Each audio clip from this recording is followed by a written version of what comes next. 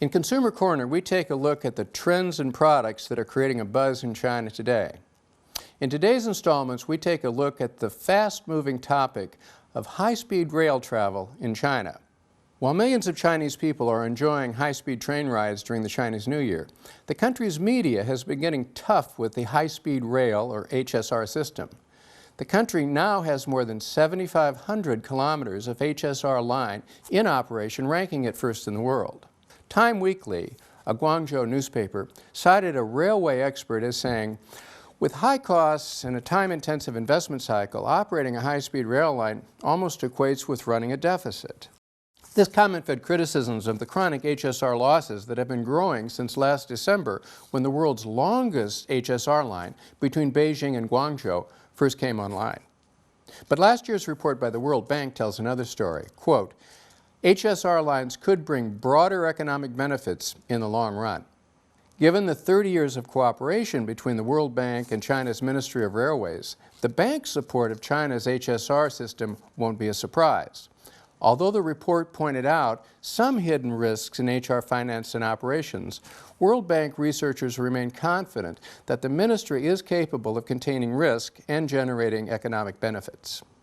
Despite the media focus on how HSR is run in the red, the World Bank report presented an image of newly generated traffic, referring to growth in traffic for convenience travel while using high-speed rail, a trend that backed up its predictions of eventual profitability. The World Bank report stated that for trips of up to 1,000 kilometers, high-speed rail could become a major competitive challenge to airlines. For medium and short distance trips, high-speed rail could dominate the market once held by buses, assuming passenger access to the train stations. Other than that, with half of HSR passengers fitting into the new consumer category, HSR services should eventually see profits as long as current trends continue. According to Chinese media reports, all railways have been struggling with low attendance, high ticket fares being one major reason. While HSR lines in east-central China have benefited from a developed economy and could see occupancy rates exceed 90%, other lines report only 30% capacity during periods of normal demand. Fewer conventional rail passengers, on the other hand, would free up those older lines for more freight, an enhanced source of revenue, since freight revenues represent 70% of total profits for Chinese railways. The World Bank report said most high-speed railways had actually recovered their initial costs of operation and maintenance of trains and infrastructure. An analyst with a foreign bank told Time Weekly that with more HSR lines stretching out to the west, initial oversupply and excess capacity was a certainty. She estimated that it would take the western high-speed rail lines 3 times as long to achieve a positive cash flow compared with the eastern routes. In other words, HSR services in the West region can be expected to run a deficit for at least several more years. Although many Chinese scholars think that high-speed railways in China are overdeveloped and expensive, the World Bank has issued several reports supporting HSR in terms of its implications for the entire economy as well as regional development. The World Bank insisted that the myriad economic benefits of high-speed rail services would not be fully appreciated until decades of operation.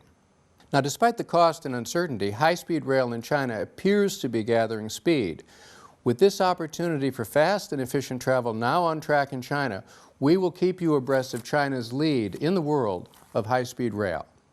The reports by the World Bank, which show a positive attitude toward the development of HSR networks in China, triggered extensive discussions on the internet. Many Chinese netizens criticized HSR services.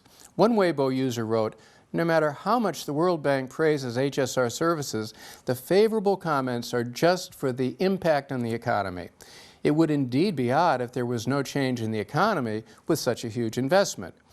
Yet still China's HSR services cannot compare with European railways or Japan in terms of technology, speed, comfort, or quality."